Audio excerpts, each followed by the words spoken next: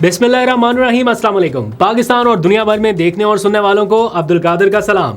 मुल्क की सियासी और अदालती मामलात के हवाले से कुछ अहम डेवलपमेंट्स हैं। आखिरी लम्हात में इमरान खान की दरख्वास्त मंजूर हो गई, यानी अब उनके खिलाफ फैसला नहीं आएगा। कब तक नहीं आएगा, क्या डेवलपमेंट है, वो आपके सामने रखता हूँ। कुछ तफसीलात आपको मालूम है, लेकिन नई डेवलपमेंट जो हुई है उसके बारे में कुछ बैकग्राउंड और कुछ तफसीलात आपके सामने रखनी है। साथ ही उनका जो जिस्मानी रिमांड था अब वो ख़त्म हो गया तोशा खाना केस में, और अब वो जुडिशल रिमांड पर जेल में रहेंगे।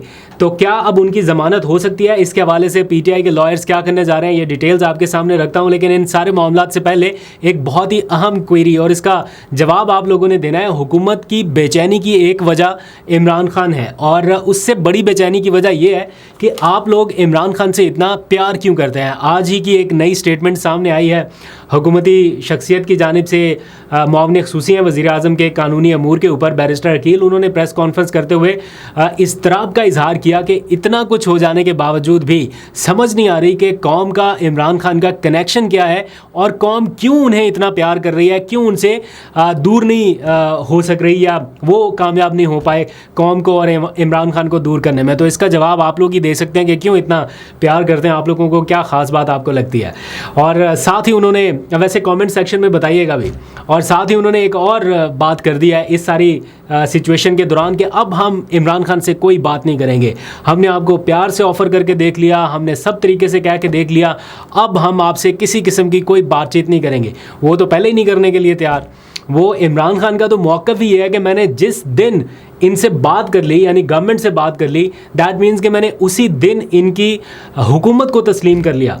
और वो इस मामले के लिए किसी तौर पर तैयार नहीं है कि इनको लेजिटिमेट करार देने में इमरान खान अपना कोई किरदार अदा करें। तो उनके माइंड में हर टाइम यही चीज़ चल रही है कि गवर्नमेंट से अगर वो बात करते हैं दैट मीन्स कि गवर्नमेंट को तस्लीम करने के मुतरादिफ है, जो कि वो किसी सूरत करना नहीं चाहते। और अगर इमरान खान ने बात कर ली दैट मीन्स के स्टैम्प होगी गवर्नमेंट की लेजिटिमेसी पर, जिसके हवाले से वो पूरी एक जंग लड़ रहे हैं कि ये लेजिटिमेट गवर्नमेंट नहीं है या इखलाकी कानूनी जवाज़ नहीं है इसके पास। तो मेरा नहीं ख्याल कि वो इंटरेस्टेड है इस वक्त बातचीत करने के लिए। बहरहाल आप अपने तौर पे उन्होंने स्टेटमेंट दे दी कि हम भी कोई बातचीत करने के लिए तैयार नहीं, आपको प्यार से बहुत कुछ कह के देख लिया, अब नहीं होगा। तो नो मोर वाली स्टेटमेंट आ गया। एनीवेज, अब आ जाइए ज़रा अदालती कानूनी मामलात के हवाले से, फिर ज़रा सियासी मामलात के हवाले से भी बताना है। आज अपोजिशन की एक बड़ी बैठक हुई है, उसमें कुछ चीज़ें तय की गई हैं। फिर इमरान खान का नाम एक बार फिर से ग्लोबल हेडलाइंस में डिस्कस हो रहा है, उसके बारे में बताता हूँ। लेकिन पहले ज़रा कानूनी मामलात के ऊपर बात करते हैं, क्योंकि इस्लामाबाद हाई कोर्ट में भी और सुप्रीम कोर्ट में भी कुछ केसेस थे। आज आखिरी मिनट पर जाके इस्लामाबाद हाई कोर्ट ने इमरान खान को एक रिलीफ दिया है। वक्ती रिलीफ है, इसका लॉन्ग टर्म असर होगा या नहीं होगा वो बाद में जाके देखेंगे। लेकिन एट द मोमेंट कि उस टाइम पे रिलीफ मिला इमरान खान को जब ऐसा लग रहा था कि उनके खिलाफ एक फ़ैसला आने वाला है 190 मिलियन पाउंड केस के हवाले से। तो उनके वकला इस्लामाबाद हाई कोर्ट पहुँचे। मैं मुसलसल 2 दिनों में आपको बता रहा था कि अगर आज स्टे ना मिला इमरान खान को या उनके वकला को 190 मिलियन पाउंड केस के हवाले से, तो अगले हफ्ते किसी भी वक्त उनके खिलाफ ये फैसला आ सकता है। हर सूरत खिलाफ ही नहीं, वैसे ओवरऑल चांसेस ये थे कि खिलाफ आ सकता, अदरवाइज़ अगले हफ्ते में ये फैसला आने के कभी इम्कान थे, क्योंकि सिर्फ आखिरी एक गवाह बाकी बचा था। अब उससे पहले पहले पीटीआई के लॉयर्स गए इस्लामाबाद हाई कोर्ट में, एक पटिशन डाली कि जनाब 2020 में तो ये केस ख़त्म हो गया था, इसकी इंक्वायरी बंद हो गई थी, तो बंद हुए केस को अचानक से रीओपन करके दोबारा से ट्रायल में डाल दिया गया। तो इसकी क्या वजूहात है? ये तो बदनीयती पर मबनी है, तो रिकॉर्ड हमारे पास हमें दिया जाए। तो इस बिना पर इस्लामाबाद हाई कोर्ट के 2 रुकनी बेंच ने जस्टिस गुल हसन औरंगजेब और जस्टिस बाबर सत्तार ने फैसला सुनाते हुए मजीद कार्रवाई से एहतसाब अदालत के जज को या ट्रायल कोर्ट के जज को रोक दिया है कि वो फैसला नहीं सुना सकते, लेकिन बाकी अदालती कार्रवाई जारी रख सकते हैं। वो आखिरी जो गवाह बाकी है बेशक उसको भी रिकॉर्ड कर लें, जो भी है, लेकिन अगली प्रोसीडिंग तक, मैंने आपको कहा ना लॉन्ग टर्म रिलीफ अभी नहीं है, अभी नोटिस जारी किए गए हैं, अगली समात तक फिलहाल कार्रवाई से रोक दिया गया है, माफ़ कीजिएगा फैसला सुनाने से रोक दिया गया है। कार्रवाई वो चाहें तो आगे बढ़ा सकते हैं, लेकिन फैसला नहीं सुना सकते। सिर्फ यही जो पॉइंट है, यानी स्टे आना इस फैसले में, ये इमरान खान साहब के लिए वक्ती तौर पर एक बड़ा रिलीफ है। और साथ ही ये तो है ना, सिर्फ स्टे की हद तक आज फैसला इमरान खान के हक में आया, इस केस को सिरे से ख़त्म करने के लिए भी एक दरख्वास्त इन्हीं 2 जज साहिबान के पास पेंडिंग है, और परसों उसकी भी समाअत होनी है। तो हो सकता है उस केस में भी कोई बड़ा ऑर्डर आ जाए या केस ही फारिग कर दिया जाए, तो उस सूरत में भी इमरान खान को एक बड़ा रिलीफ मिल सकता है। बहरहाल 2 चीज़ें इन लाइन थी, उसमें से एक में कामयाबी हो गई जिसमें स्टे हासिल कर सके बैरिस्टर सलमान सफदर। उन्होंने इमरान खान की क्या ज़बरदस्त वकालत की है, हर केस में तकरीबन उन्होंने फ़तह हासिल किया है, या कम अज़ कम वो कामयाब हुए हैं जो वो अचीव करना चाहते थे। और दूसरा, वो सिरे से इस केस को ख़त्म कराना चाहते हैं, तो देखते हैं उस केस में उन्हें कामयाबी मिलती है या नहीं। नोटिस जारी हुए हैं, परसों उसकी समाअत होगी। ऑन द अदर हैंड जो दूसरा केस है जो कि तोशाखाना केस है, जिसमें इमरान खान का नैब का केस चल रहा है और वो एक तवील पीरियड का जिस्मानी रिमांड भुगत रहे थे। आज उनका जिस्मानी रिमांड ख़त्म हो गया। 36 दिन तक उन्होंने जिस्मानी रिमांड भुगता है। टोटल 40 दिन का होता है, सिर्फ 4 दिन की जज साहब ने रियायत दी है, बाकी 36 दिन तक उन्होंने जिस्मानी रिमांड अपना कंप्लीट किया। अब जैसे ही जिस्मानी रिमांड ख़त्म हुआ, इसका मतलब है कि अब वो जुडिशल कर दिए गए हैं। तो जुडिशल जब हो जाता है बंदा, उसके बाद उसकी ज़मानत अप्लाई हो सकती है। अब उस केस में भी इमरान खान साहब की ज़मानत अप्लाई होगी, क्योंकि 36 दिन के इस जिस्मानी रिमांड के दौरान वो ज़मानत अप्लाई करने के एलिजिबल ही नहीं थे, अहल ही नहीं थे। तो अब वो कर सकेंगे। उनके वकला ने भी कहा है कि वो पहली तरजीह उनकी अब इमरान खान की ज़मानत दायर करना होगी। तो देखते हैं उसके बारे में जाके केस क्या डिसाइड करता है। लेकिन आज इस्लामाबाद हाई कोर्ट से इमरान खान साहब को कम अज़ कम ये रिलीफ तो मिला है। अब आ जाइए ज़रा सुप्रीम कोर्ट की तरफ। सुप्रीम कोर्ट में था ऑडियो लीक्स केस की समाअत, जो कि बुशरा बीबी और लतीफ़ खोसा वकील जो हैं, इन दोनों के दरमियान एक गुफ्तगू थी जो लीक आउट हो गई। उसका तनाज़ा गया इस्लामाबाद हाई कोर्ट में।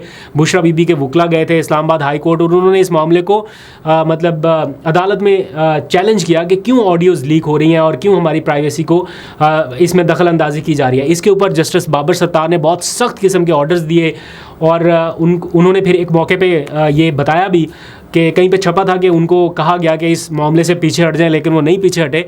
तो अब जो है उनके दिए हुए अहकामात पर अमल दरामद से पहले इस मामले को वफाकी हुकूमत ने चैलेंज कर दिया था सुप्रीम कोर्ट में। और अब सुप्रीम कोर्ट से 2 रुकनी बेंच ने ये फैसला दिया है कि जस्टिस बाबर सत्तार जो हैं वो ऑडियो लीक्स केस को नहीं सुनेंगे, यानी उन्होंने रोक दिया है उनको केस सुनने से।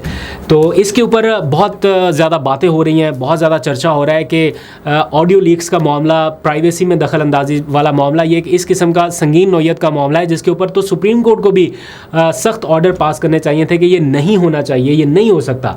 लेकिन खैर सुप्रीम कोर्ट के 2 मौजूद जजेस की जानिब से ये कहा गया कि बाबर सत्तार साहब ही इस फैसले की, इस कार्रवाई को आगे नहीं बढ़ाएंगे, उनको रोक दिया गया है। अब आ जाइए, मैंने स्टार्ट में आपको बताया था कि इमरान खान इन दिनों ग्लोबल हेडलाइंस में एक बार फिर से वापस आए हैं। उसकी वजह है उनका वो फैसला जिसके नतीजे में इम्कानात बढ़े कि वो ऑक्सफोर्ड यूनिवर्सिटी के चांसलर का इलेक्शन लड़ेंगे।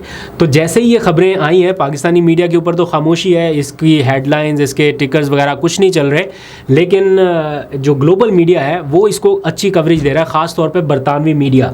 वहाँ के अखबारात जो हैं वो सही खबरें लगा रहे हैं, हेडलाइंस लगा रहे हैं कि इमरान खान जो हैं वो चांसलर की रेस में आ गए या वो चांसलर का इलेक्शन लड़ने जा रहे हैं। तो देखते हैं आगे उनको क्या कामयाबी मिलती है, या वो लड़ने के अहल भी होते हैं या नहीं। इसका फैसला तो मैंने बताया था आपको कि ऑक्सफोर्ड यूनिवर्सिटी करेगी, अभी उसके ऊपर गौर होगा। पाकिस्तानी अखबारात में क्या चल रहा है, थोड़ी उसके ऊपर भी बात कर लेते हैं। पाकिस्तानी अखबारात में बड़े बड़े इश्तिहारात चल रहे हैं जनाब के पंजाब के लोगों को 14 रुपये फ़ी यूनिट बिजली की कीमत कम करके दी जा रही है। वो सार्फिन जो 201 यूनिट से लेके 500 यूनिट तक इस्तेमाल करेंगे बिजली। अभी वो उसके ऊपर अमल दरामद शुरू नहीं हुआ, अभी उसके ऊपर एग्जीक्यूशन हुई नहीं है, अभी लोगों को रिलीफ मुंतकिल नहीं हुआ। लेकिन इस फैसले के फौरी बाद इश्तिहारात इस तरह से शाया कर दिए गए कि इश्तिहारात की मद में लाखों करोड़ों रुपए जो हैं वो इस वक्त खर्च हो रहे हैं। इश्तिहारात ज़ाहिर बात है सारे अखबारात में जा रहे हैं, टेलीविजन्स के ऊपर चल रहे हैं। तो ये मैं बड़े मोहतात अंदाजे के मुताबिक कह रहा हूँ कि लाखों करोड़ों, इससे ऊपर की भी गेम हो सकती है, लेकिन ये लाखों से तो खैर ऊपर ही है। करोड़ों रुपए इस वक्त इश्तिहारात की मद में जा चुके हैं। रिलीफ अभी मिलना शुरू नहीं हुआ, लेकिन पैसा खर्च होना शुरू हो गया है। तो आज तो मैं देख रहा था उनकी इत्तेहादी जमातें, पीपल्स पार्टी, बाकी जमातें वो भी कह रही हैं कि ये कैसा रिलीफ है, और फिर ये है भी सिर्फ 2 महीने के लिए, अगस्त और सितंबर के बिलों के लिए। मतलब इसके बाद के लिए रिलीफ नहीं है। और इतना इसके ऊपर वो हो रहा है, इतना इसको एडवर्टाइज़ किया जा रहा है, लेकिन पता ये चला कि ये सिर्फ 2 महीनों का रिलीफ है। उसके बाद क्या होगा, फिर वही वाले बिल अदा करने पड़ेंगे। तो लोगों को इस तरह के आर्जी रिलीफ से शायद फ़ायदा नहीं मिलेगा। बट देखते हैं, गवर्नमेंट की पॉलिसी है, क्या कह सकते हैं। अच्छा, अब आ जाइए थोड़ा सा इसी से लिंक्ड एक मामला आईएमएफ के हवाले से। अब आप ख़जाने से पैसा निकाल के एडवर्टाइज़ कर रहे हैं, खर्च कर रहे हैं, पैसा हर जगह पे जा रहा है। दूसरी जानिब आईएमएफ से आपको जो एक उम्मीद थी कि 7 अरब डॉलर जो है वो आपको कर्ज़ा, नया कर्ज़ा वो देने की मंजूरी हो गई है, स्टाफ लेवल कोई एग्रीमेंट हो गया है। तो अभी जो इकॉनमी को समझने वाले जर्नलिस्ट हैं या रिपोर्टर्स हैं वो कुछ और ही खबरें बता रहे हैं कि आईएमएफ का जो शेड्यूल जारी हुआ है अगस्त का, उसमें पाकिस्तान शामिल नहीं किया गया अभी तक। आखिरी मोमेंट पे शामिल कर सकते हैं, नए एजेंडे में लाया जा सकता है, लेकिन जो सहाफ़ी खबरें दे रहे हैं वो कुछ इस किस्म की दे रहे हैं कि इसमें कोई मुश्किल है, कोई परेशानी है इसमें, और आने वाले दिनों में ये हुकूमत के लिए कोई एक बड़ा चैलेंज भी बन सकता है। ऐसी हुकूमत के लिए जो ये समझ रही है कि 7 अरब डॉलर्स मिल जाएंगे और वो फिर मामलात को आगे खींच के ले जाएंगे। इन केस अगर ये नहीं मिलते या कोई ऐसी चीज़ होती है कि आईएमएफ किसी बात पे आके हुकूमत को टफ़ टाइम देता है तो फिर क्या होगा। बहुत सारे लोग इसको सियासी अदम इस्तेहकाम से भी लिंक कर रहे हैं कि इस वजह से भी ये मूव हो सकती है। बहरहाल मैं इन मामलात का कोई माहिर नहीं हूँ, इसलिए मोहतात गुफ्तगू ही कर सकता हूँ, लेकिन जो उन को समझने वाले लोग हैं, इकॉनमी के समझने वाले रिपोर्टर्स हैं, वो कुछ और ही कहानी बता रहे हैं। अच्छा जी, आखिर में जाते जाते खबर मुत्तहिदा अपोजिशन के इजलास के हवाले से। आज जो महमूद अचकज़ई की सरबराही में मुत्तहिदा अपोजिशन का एक ग्रैंड इजलास हुआ जिसमें पीटीआई की सारी क़यादत, बैरिस्टर गौहर, उमर अयूब, रऊफ़ हसन, शिबली फराज, असद कैसर, ये सारे मौजूद थे। फिर दूसरी तरफ से और सियासी जमातों के लोगों को भी बुलाया गया। तो इस इजलास में जो प्राइम फोकस है वो 22 अगस्त का जलसा और हुकूमत मुखालिफ किसी तहरीक का ऐलान या किसी बड़ी कॉल का जो ऐलान है उसके ऊपर ज़्यादा फोकस रखा गया है। अभी फ़ैसला कोई नहीं हुआ कि कब ऐलान होना है या क्या होना है। अभी तो सिर्फ फोकस इस बात पे है कि ये जलसा करने में कामयाब हो सके, जो उनका आईनी जमहूरी हक है, लेकिन फ़िलहाल उसे उनसे महरूम रखा गया है बहुत लंबे अरसे से। अब देखते हैं वो कर पाते हैं नहीं, लेकिन इसके ऊपर तैयारियां ज़ोरों शोर से जारी हैं। दो खबरें जाते जाते, और एक आज रेड जोन में एहतजाज हुआ। मैं सिर्फ इतनी ही बात करना चाहता हूँ इस मामले के ऊपर क्योंकि ये बड़ा सेंसिटिव टॉपिक है। अमूमन इन मामलात के ऊपर मैं कोशिश करता हूँ कि ना ही बात की जाए, क्योंकि जहाँ पे इस किस्म का मजहबी मामला आ जाए या सेंसिटिव मामला आ जाए जिसके बारे में मुझे ज़ाती तौर पर इतना इल्म नहीं है कि एक्चुअल स्टोरी क्या है, मैं उसको डिग आउट करने की कोशिश कर रहा हूँ कि क्या है, क्यों ये एहतजाज हुआ। लेकिन just for the sake of के न्यूज़ के तौर पे, कि क्योंकि मीडिया के ऊपर नहीं आ रही, तो आज रेड जोन में मजहबी जमातों का एक एहतजाज हुआ और बाद में वो एहतजाज ख़त्म हुआ। लेकिन एक एहतजाज की सी कैफियत आज रेड जोन में और सुप्रीम कोर्ट के बाहर देखने में आई एक मुतनाज़ा फ़ैसले के नतीजे में।